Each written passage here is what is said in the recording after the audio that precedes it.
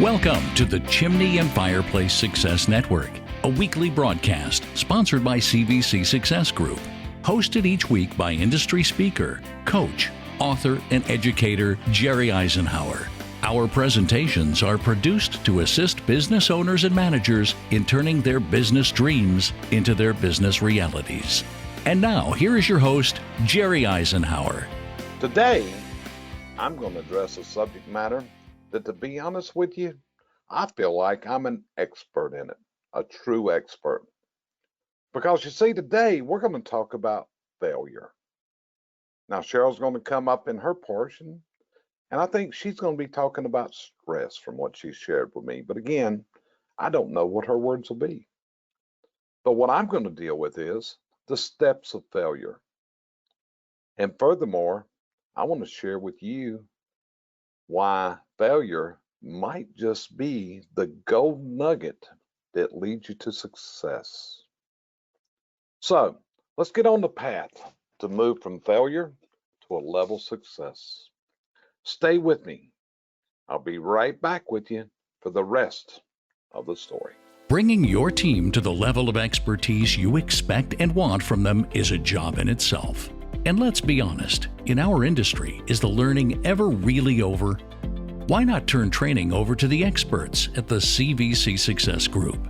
Subject matter experts in your industry have joined forces to create the CVC Academy, online, on-site, or live streaming. Training for your team in format options that work best for their individual needs.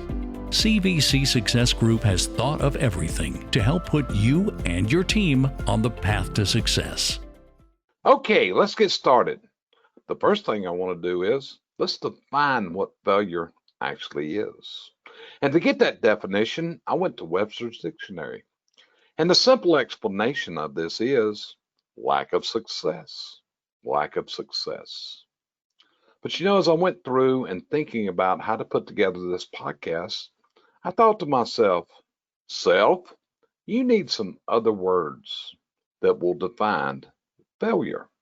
So here's a couple words that could be used in place of failure. Maybe we talk about collapse.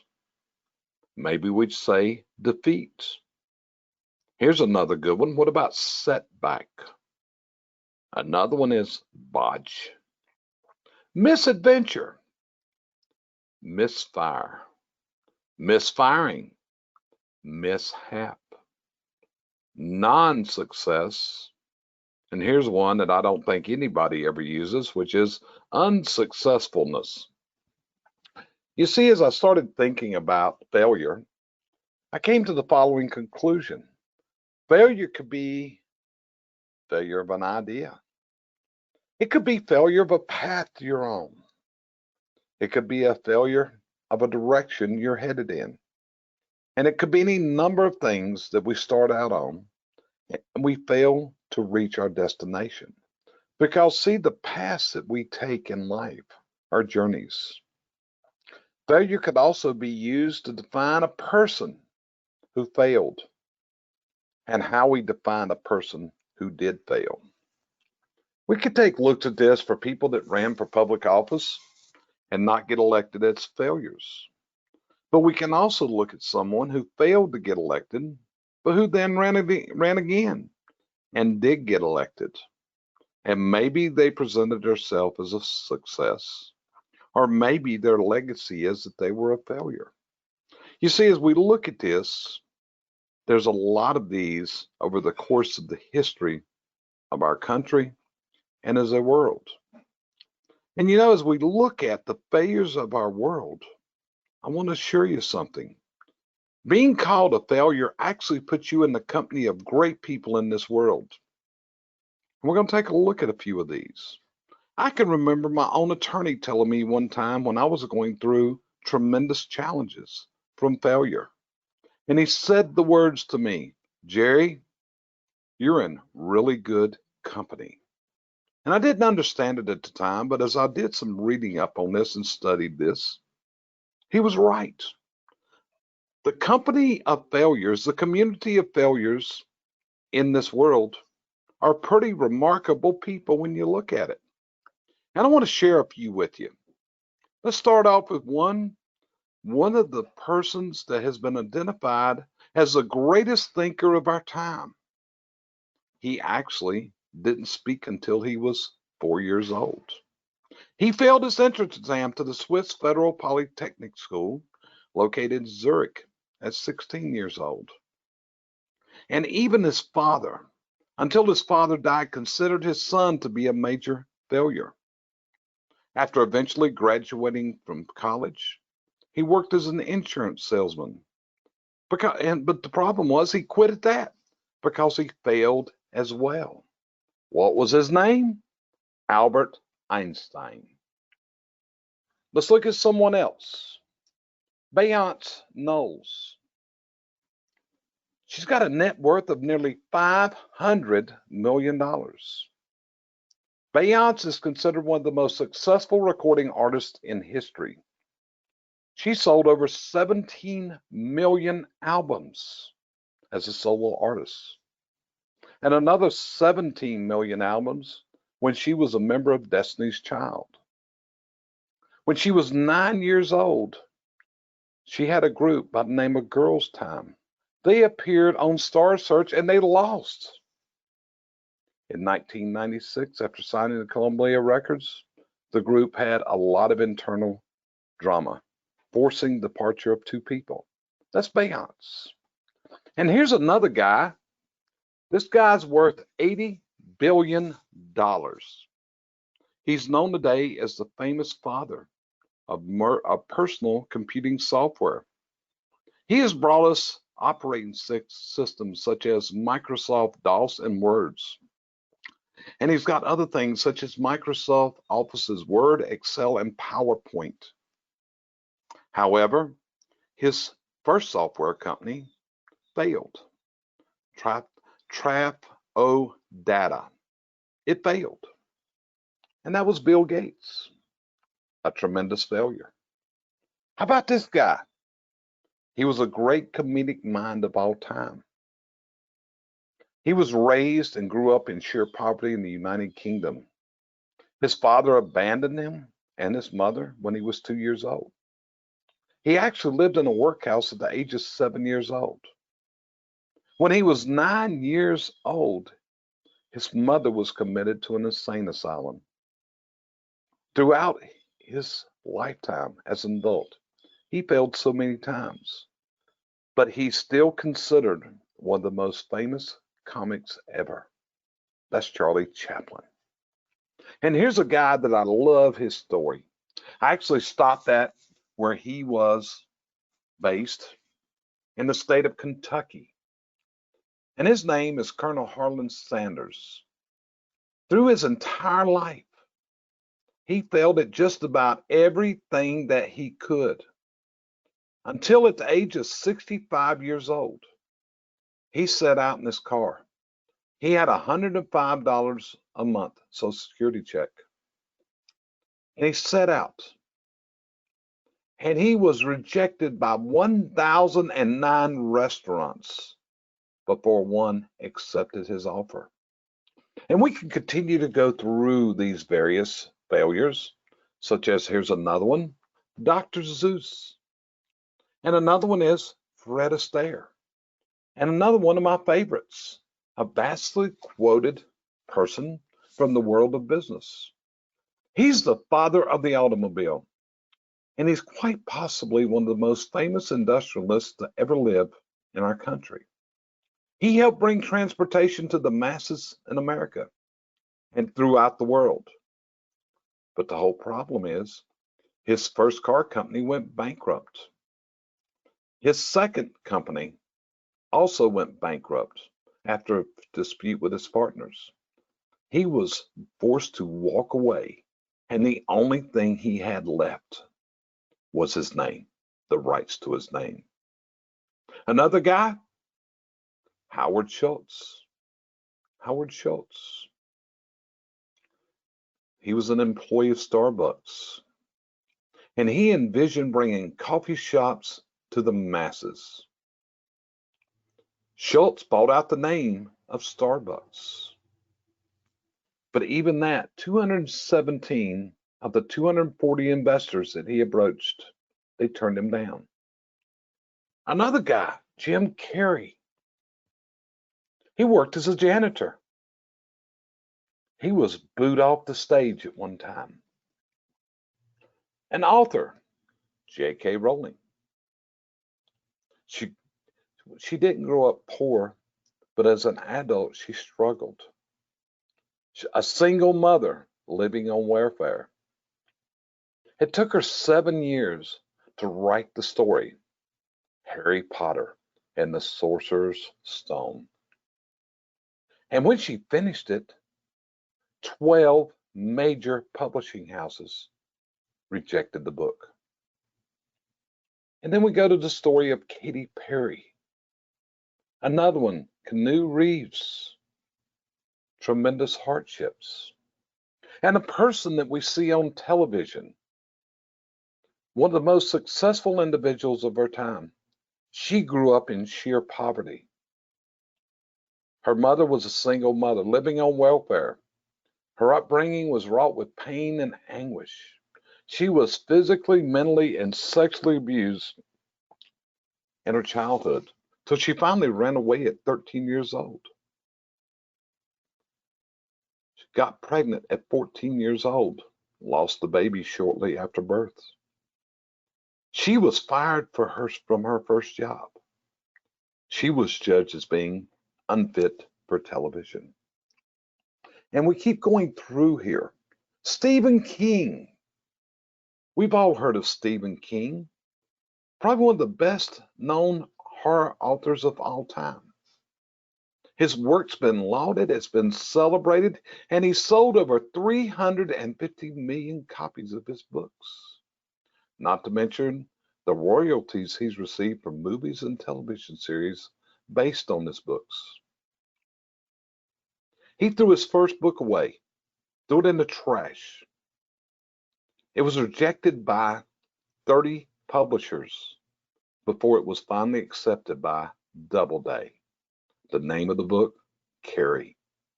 Or how about this guy? He had a young adult life. It was tough.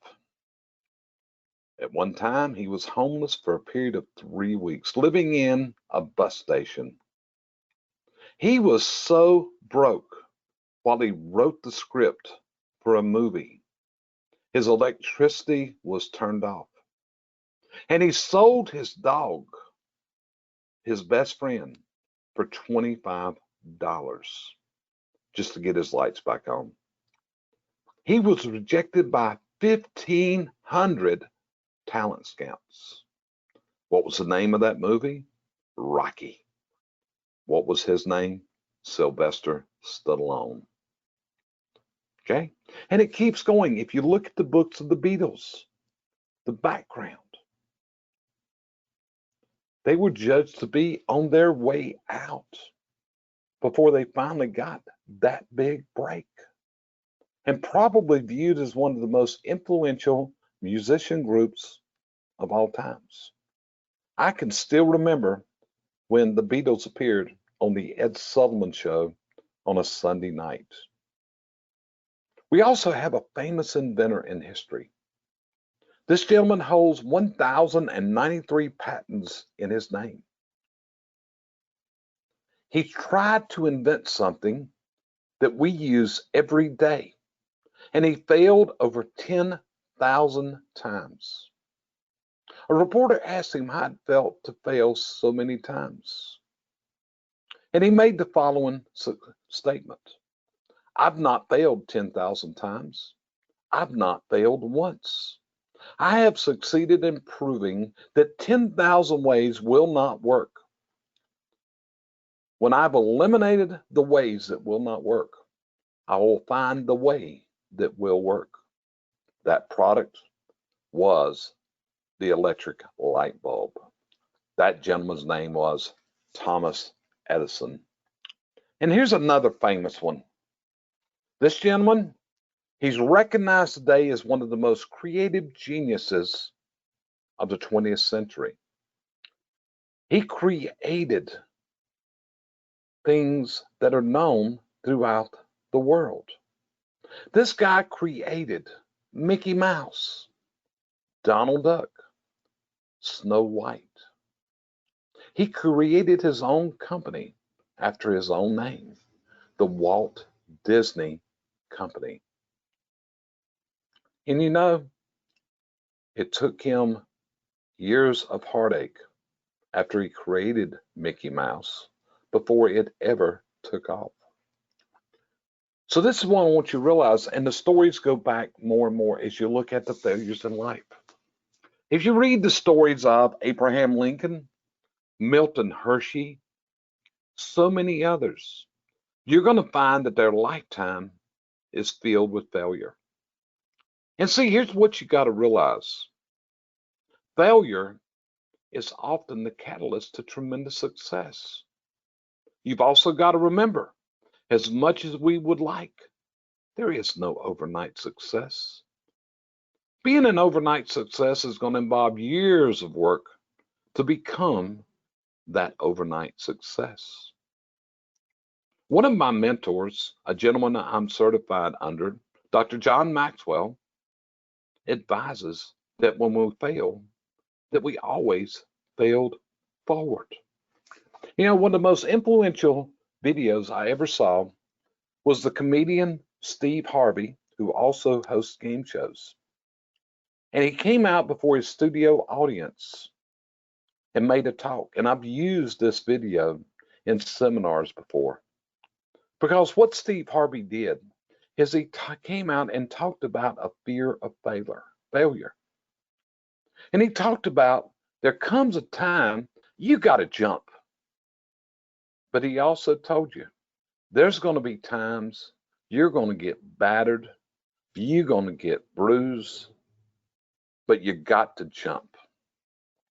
As I put this together about failure, I told you I'm an expert at failure because as I did my prep and put my notes together for this particular podcast, it took me back to a time. It took me back to a time that I lost practically everything, material things. I lost it all. The only thing I didn't lose was my family. I didn't lose those. And I didn't lose my wife, who told me she was behind me when I was at the lowest point of my life. But I'd lost it all. But you know, today there's a guy that holds a special place in my heart because he asked me to have breakfast with him in Hartford, Connecticut. And he shared something there with me that inspired me, excited me, and still drives me to this day. Because he said the following words to me. He said, Jerry, these guys need you. You need to be a coach. And from those words spoken to me in Hartford, Connecticut, and at the lowest point of my life that I've ever been, those words gave me a process. It gave me a purpose. It gave me a goal to go after. And even though there's times today, yes, to this day, that people will hold my life failures up to discredit me. Personally, I consider my personal failures the greatest gift I have ever been given to drive me to what I wake up and do every single day of my life. And that is to help others reach their dreams in business and in life. So here's the message for you today. If you're failing, learn from it. Learn how to move past it. Learn how to profit from it. But I also want you to remember this, because in life, you're going to see others fail. And this might just be your opportunity to instill a gold nugget of optimism in them. You can become that gold nugget in another person's life. They're going through the agony of defeat. And from this, you can help turn their life into the thrill of victory. Think about it. What better feeling could it be for you to help another get through the failures that they're going through in life. And with that, I'm going to turn the mic over to Sheryl. She's going to be right with you. Just hang on with us. And she's going to share her tidbits of wisdom with you today. And I can assure you, it'll be a time of value for you. It's so hard to find people. Nobody shows up for interviews anymore. I just don't know where to find people. You hear it everywhere, and you're not alone. The CVC Success Group has the experience and expertise in assessing candidates, conducting interviews for you, onboarding, and training your new hires for a path of success in their new career. Reach out to CVC Success Group and let's talk about the challenges you're facing today. I want to say thanks to Jerry for letting me have my moments. I am Sheryl Isenhour, and my opinions, as I state them, are solely mine. To tie this into Jerry's a little bit, failures many times cause stress. How do you deal with it? We're going to talk about that for a while. But with it all being said, I hear so many times a day, I'm so stressed. And I hear it from every age and every point of people. Let's face it, these are stressful times. But how much of it can you do anything about? And how much of it can you control? Or how much of it are you causing? My thoughts are to focus on what you can control and leave what you can't alone. Let's face it, as leaders, many times we think we can control everything. Well, you can't, and you can cause more harm than good just by trying. We cause a lot of stress, and also the stress of others, by assuming that we choose to do for a person or an organization is what they need, only to find out it's not only what they don't need, they didn't want it. And also that it was a bad decision in the first place. Now, the stress begins for you when you do this, and for others that you impose it on. Do you revoke your decision and, as they say, lose face? Or do you do what's right for the group and for the best of all, including yourself? Or do you hold fast to the decision and lose the respect of those you hurt? What happens is in your control. Leaders sometimes think they have all the answers, but we don't. I'm seeing people, leaders and employees, that aren't looking well these days, and I think stress is one of the huge culprits. Just so we all know what stress is defined in the dictionary as a feeling of emotional or physical tension. It can come from any event or thought or action that makes you feel frustrated, angry, or nervous. Stress is your body's reaction to a challenge or demand. In short bursts, stress can be positive, such as when it helps us to avoid danger, the flee or fight move.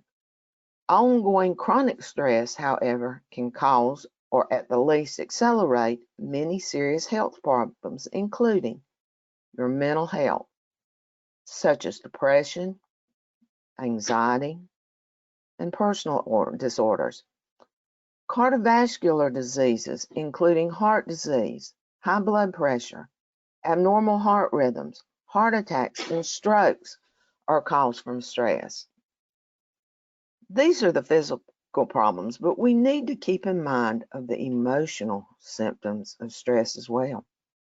Depression, or just generally being unhappy. Anxiety, agitation, moodiness, irritability, anger. How many people have you seen in the last little while that are angry and they're letting it get the best of them? It's just the stress. The other statement of people feeling overwhelmed. Everyone's overwhelmed these days. Then there are the others that are lonely and they're isolated and they're stressed. Stress slows down some normal bodily functions. These functions that are digestive and your immune system, when they're not performing those, they have to pull off of those so your body can concentrate on the resources of breathing, blood flow, alertness, and the preparations of the muscles for sudden use. This is what is picked up when we're stressed. So now our digestion and our immune systems are lower. Illnesses follow. The body changes during a stressful reaction. Your blood pressure and your pulse rise. Your breathing speeds up. Your digestive system slows down. Immune activities decrease. Muscles become more tense. Sleeplessness decreases due to the heightened state of the alertness. None of these are good for a productive day at work for you or for your employees. I've been working with several managers of different companies right at this time, and the reasons that they are telling me they're becoming stressed are, and it's a short list, and there's more. The leaders have not made the expectations of the performance clear. There's a lack of personal and professional support. Are you giving support to your employees? Are you giving it to your managers? Their work isn't challenging or engaging enough. They have too much time on their hands.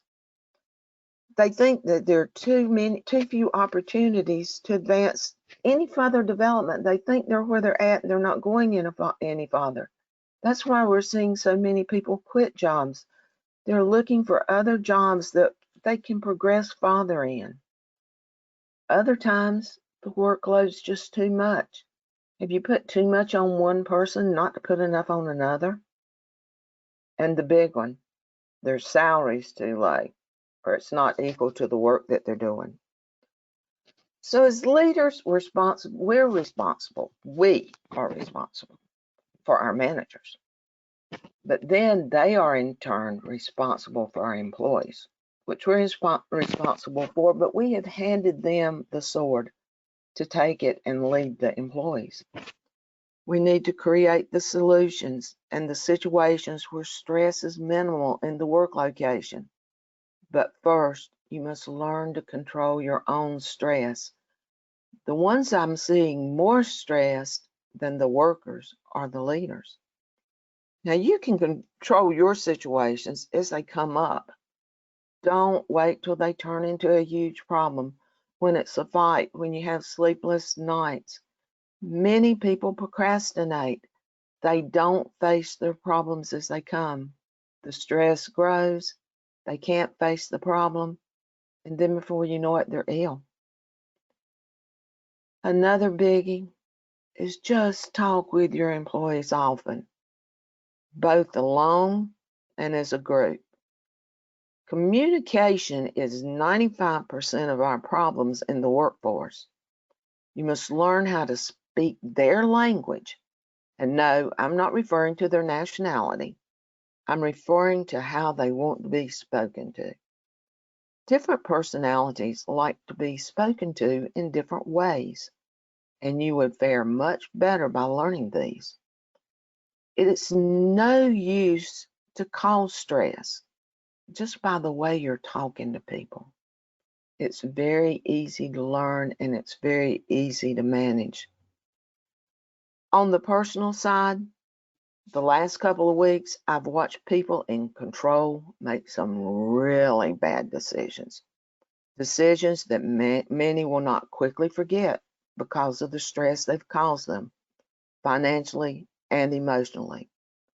My question to them is, do you want your legacy to these people to be this kind of a situation? Think through what you do so as not to cause stress to others or yourself. Don't be the maker of the stress. Remember to always be able to say, I'm glad I did instead of I wish I had. And as I've said many times before, karma's a bitch. And stress is one of the things karma dishes out. With that note, I turn it back over to Jerry to wrap up this session. Have a good day. As a business owner, you know where you want to take your business, but things keep popping up to block your way. You're not alone. It's hard to see clearly when you're so close to the situation. Where are the roadblocks? What do you need to tackle first? You went out and took a big risk because you've got dreams for your family and your community, and it's time to turn those dreams into reality. CVC Success Group has a proven system to do just that. It's time we talk. You know, I hope Sheryl and I have shared some ideas for you to consider for implementation today in your life. Hopefully, we've shared some ideas to get past those overwhelming feelings of failure when it occurs, and how to get past the stress that life throws at us each day, it seems. You know, as you go through this, one of the terms that I've heard is reinvention. Reinvention. Because what you may need to do when you fail, you may need to modify, you may need to change your course, you may need to change your direction, you may need to even reinvent yourself. Because that's what life's all about. When you look at it, it's a constant reinvention. As we go through life, we're reinvented at different points in our life. As we graduate high school, we're reinvented into an adult. And we take forward all the failures of our childhood, and hopefully we've learned from these. Could be from the discipline of our parents. It could be from the things we've learned in school. And then as we begin through adulthood, many of us, we decide there's someone who we want to live our lives with, the person who will become our spouse. And from there, the day may come that you become a parent. And as any parent knows, the only way you learn to be a parent is you go through it. And then as you watch your children grow and watch them become adults, there comes another day. And that day is when you start to see your own grandchildren come into this world. And it can go on from there. But see, that's what life is all about. When we look at life, life is a series of failures. We all have them.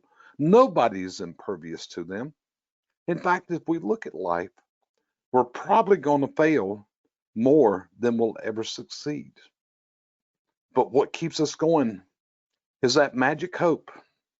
That hope that the next course of action that we take will be the one that's going to take us to that dream destination, what we all hope to get to one day. So with that, my name's Jerry Isenhour.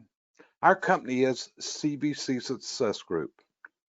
And myself and my team, we're here to help people just like you. We want to help you move past the failures of life, help you navigate through the stress that so often overwhelms you. And we want to help you construct your GPS, your roadmap to those dreams. And let's make those dreams into your realities. Appreciate you joining us today for another episode of the Chimney and Fireplace Success Network. See you next time. Appreciate you being here. It means more than you'll ever know. Thanks for joining us here each week at the Chimney and Fireplace Success Network, sponsored by CVC Success Group, providing you the coaching and educational outreach services you need to move to your dream destination in business and in life.